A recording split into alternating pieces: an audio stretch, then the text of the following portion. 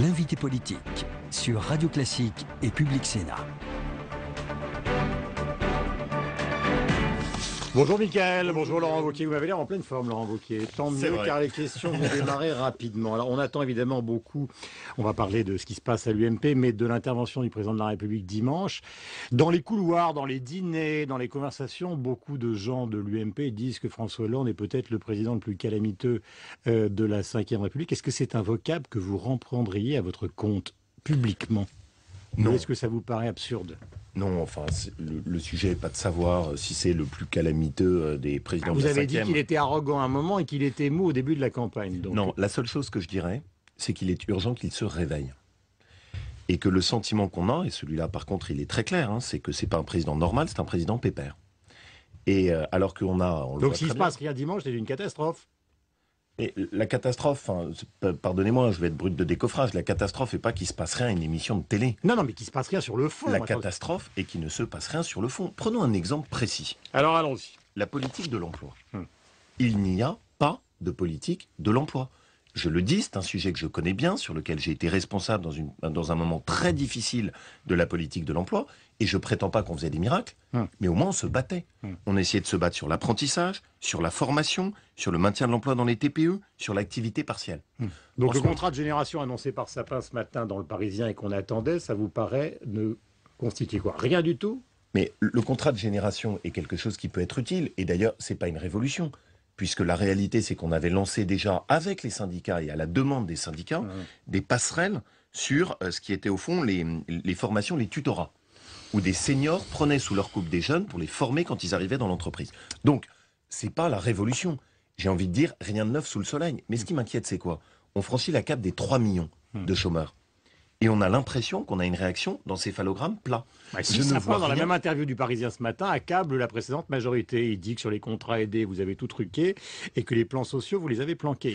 Pardonnez-moi d'être franc, mais il le dit. Non mais juste, Guillaume Durand, cette interview est très révélatrice et ce que vous dites est très révélateur. Le sujet est plus de s'amuser à un jeu de passe-passe consistant à dire ce qui était avant était catastrophique. Ce qu'on attend, c'est quoi? C'est de l'action maintenant. C'est eux qui sont au gouvernement. L'anti-sarkozysme, l'anti-précédent gouvernement, ça va comme ça. Maintenant, ce que les Français attendent, c'est une politique de l'emploi. Je le répète, il n'y a pas de politique de l'emploi, rien sur l'accès des jeunes à l'emploi, rien sur une vraie réforme de la formation professionnelle, rien sur la défense de l'emploi dans des secteurs où on peut les défendre. Je pense notamment aux PME et aux TPE, et rien sur l'accompagnement d'entreprises qui traversent une passe difficile en termes de volume d'activité.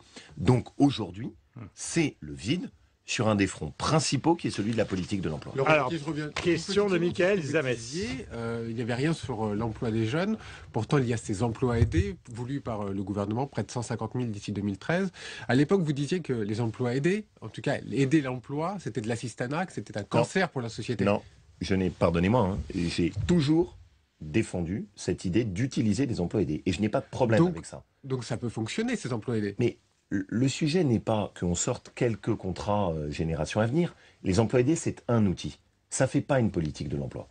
La politique de l'emploi est la seule qui marche. C'est tout mieux que le chômage. Et ça suppose de tout mobiliser.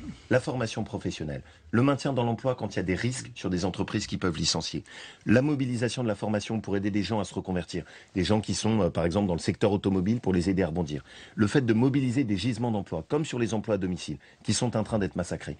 Or, ce qui me gêne, c'est qu'aujourd'hui, il y a juste un champ qui est exploré, très classique d'une pensée assez facile, consistant à aller au plus vite, c'est-à-dire les emplois aidés. Vous ne faites pas une politique de l'emploi uniquement sur les emplois aidés. C'est de l'assistanat? Non, ça n'est pas de l'assistanat. L'assistanat, c'est quoi?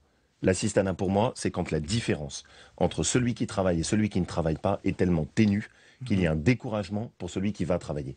Et là où, par contre, il y a un sujet d'assistanat, c'est quand la réaction est aussi faible sur le prix de l'essence, parce que dans un département comme le mien, par exemple, vous n'avez pas le métro, vous n'avez pas le RER, et donc pour aller travailler, c'est votre voiture, et si vous mangez cette faible différence sur votre plein d'essence, et ben là, on tombe dans l'assistanat. Mais ce qui est juste dans ce que vous dites, c'est qu'il n'y a pas non plus de réponse de fond. De réponse de fond sur la productivité, de réponse de fond sur la différence. Sans doute, à un moment ou à un autre, ils vont transférer les charges patronales sur la CSG. C'est ce qui va finir par arriver un jour. Enfin, à la limite... C'est ce que disent tous les économistes. Je vais vous dire, au moins, je serai moins dur à l'égard d'un gouvernement qui bouge. Là, ce que je vois, c'est que c'est un gouvernement qui est immobile. Et tout le monde est bien au clair. que les contrats aidés puissent être une aide et un outil, oui. Mais que ce soit la seule réponse pour faire face à un pays à 3 millions de chômeurs, c'est une évidence que non. Deuxième dossier, l'UMP, la présidence, on vous voyait sourire tout à l'heure avec... Oui. Est-ce que vous me permettez juste, Guillaume Durand, une toute petite réaction juste avant encore? Ouais. Il y a un deuxième thème qui me préoccupe, c'est l'amnésie à l'égard des classes moyennes. Et qu'on voit très bien ce matin sur 2 dossiers du Conseil des ministres. Logement social.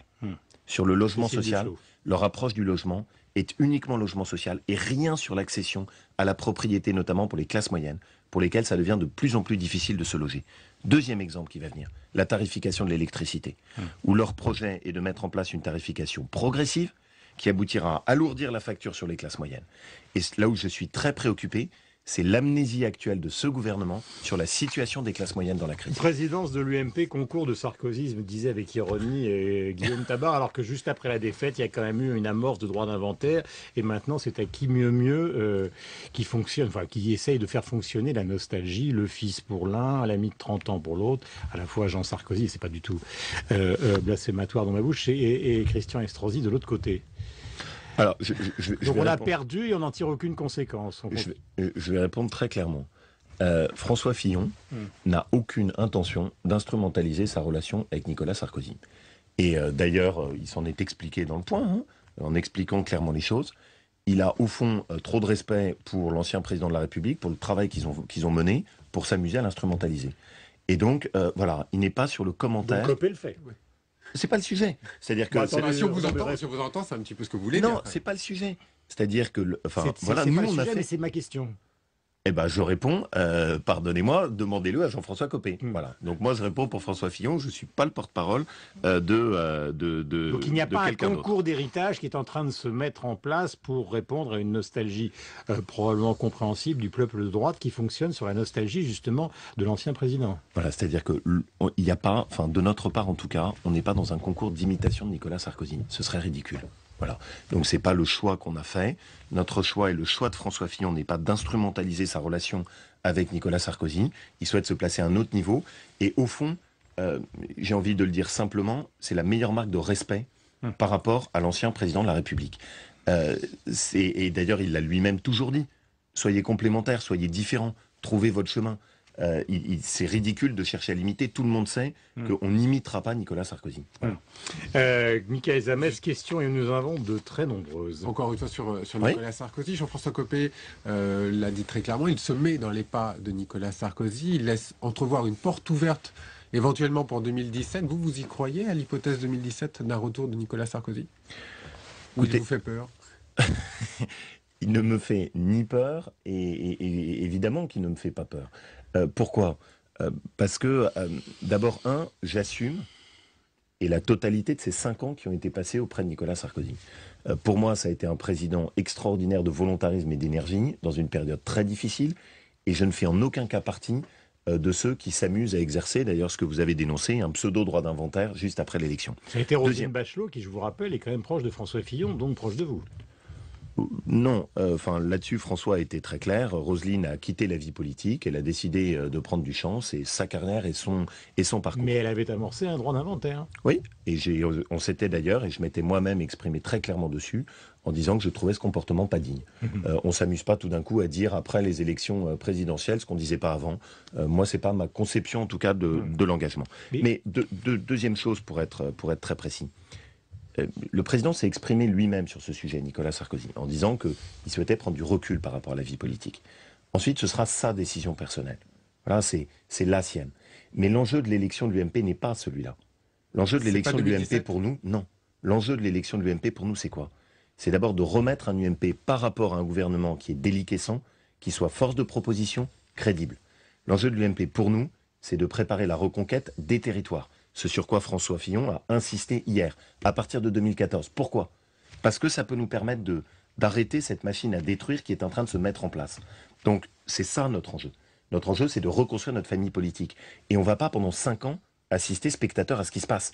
Donc, on n'est pas pendant 5 ans fixé uniquement sur un seul horizon qui serait 2017.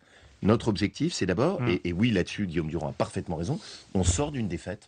On doit reconstruire notre famille politique, reconstruire sa crédibilité, reconstruire sa popularité. Et c'est ça la première question. Mais est-ce que vous considérez ce matin que les jeux sont faits? Est-ce que vous avez entendu les récriminations bien élevées? C'est plutôt le genre du personnage de Bruno Le Maire. Il considère quand même que cette élection est totalement verrouillée, cadenassée et pas vraiment démocratique. Alors, je vais essayer de répondre sur les deux sujets, parce qu'il y a deux questions derrière. Alors, je vais faire rapidement. D'abord, la première chose, la dynamique de rentrée est autour de François Fillon. On le voit avec des personnalités nouvelles qui le soutiennent, comme Christian Estrosi. On le voit avec les idées qu'il a avancées.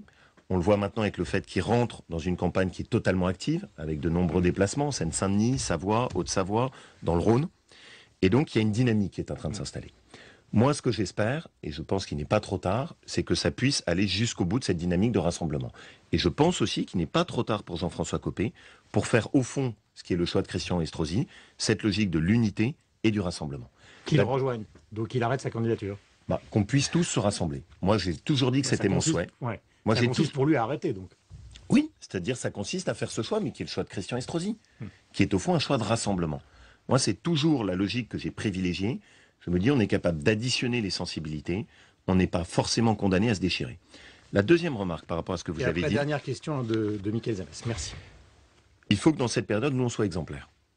On choisit notre président, que ce soit d'ailleurs une différence par rapport au PS, où on a un peu l'impression que c'est la reine-mère qui choisit, très bien.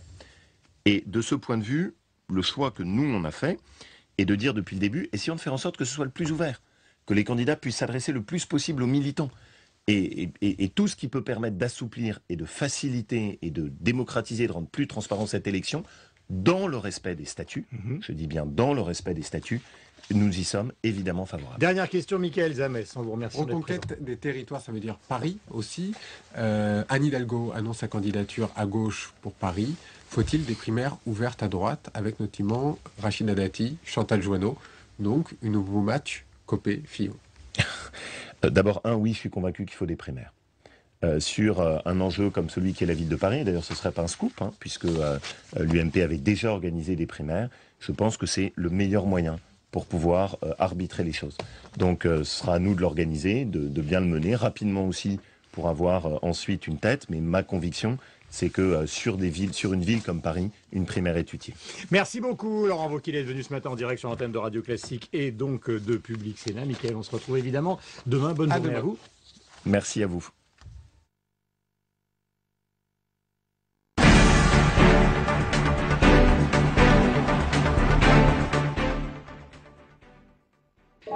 D'ici 2020, la France compte produire 20% de son électricité grâce notamment aux éoliennes marines. Entre promesses d'emploi, création d'une filière industrielle prometteuse, risques pour les pêcheurs et production électrique aléatoire, l'éolien marin est-il une bonne idée? Contre l'évidence verte, Vent Contraire dresse un tableau sans parti pris d'un choix technologique audacieux. Vent Contraire, dimanche à 20h sur Public Sénat. Bienvenue à Bibliothèque Médicis. Un jour, je suis rentrée, il était assis, j'étais petite, j'avais 8-9 ans. Et je lui ai dit, tu es triste? Et il m'a regardé, il m'a dit, je suis seule. Ah oui, ça c'était terrible. Terrible. Terrible. De voir c'était des innocents. Jean-Pierre Elkabbach ouvre le débat à travers les livres dans Bibliothèque Médicis. Mardi à 14h sur Public Sénat.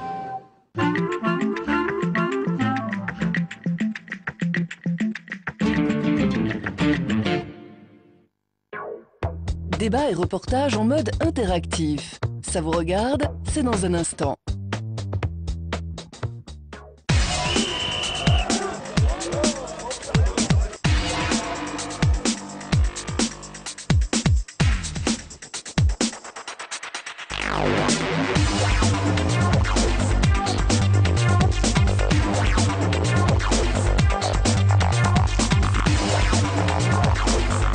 Doc à Doc, votre rendez-vous documentaire, c'est aujourd'hui à 9h30. Tout savoir sur les programmes, voir ou revoir les émissions, réagir au débat et participer au forum, aller plus loin au cœur de l'info politique et parlementaire, lcpan.fr, ensemble pour voir la politique en grand.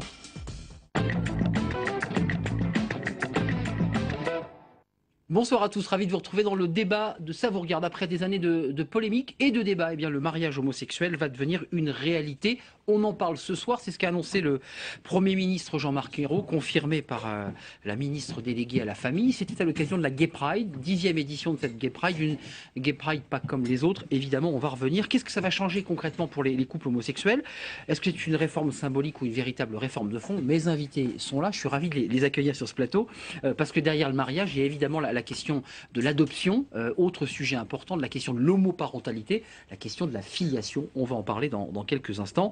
Tout sera voté, si tout va bien, en 2013. C'est ce qu'a indiqué Jean-Marc Ayrault. À suivre donc, évidemment, sujet important. 4 invités m'ont rejoint. Annick Le Petit, bonsoir. Bonsoir. Ravi de vous accueillir sur ce plateau. Réélu, député socialiste de Paris. Cette question vous intéresse. J'ai vu que vous aviez réagi au moment où l'ancien député Van Est avait parlé de la déportation des homosexuels, en contestant d'ailleurs cette déportation.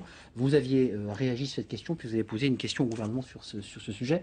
Merci en tout cas d'être sur ce plateau. À vos côtés, Emmanuel Blanc, bonsoir. Bonsoir. Vous êtes vous le président de Gay Libre, qui est un mouvement qui est rattaché à l'UMP. Associé, oui. Associé, parce qu'il y a toujours un débat sémantique.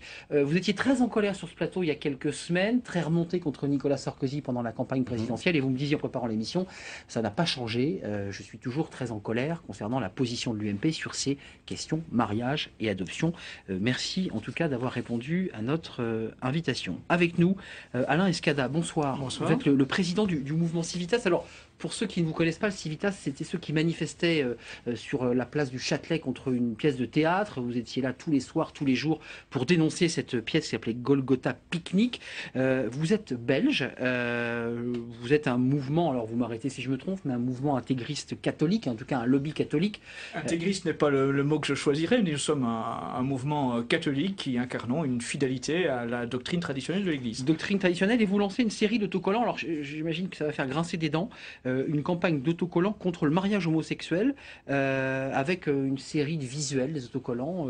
On les verra dans quelques instants. En tout cas, on écoutera votre position sur le choix qu'a fait la France, puisque la France s'est engagée à reconnaître le mariage pour les couples du même sexe. Merci d'être là. Puis à vos côtés, Serge Portelli, bonsoir. Bonsoir. Vous êtes le vice-président du tribunal de grande instance, auteur de plusieurs ouvrages très engagés sur les questions de délinquance des mineurs, et engagé sur cette question à travers ce livre, Désir de famille, homosexualité, parentalité, homoparentalité, vraie question et faux débat.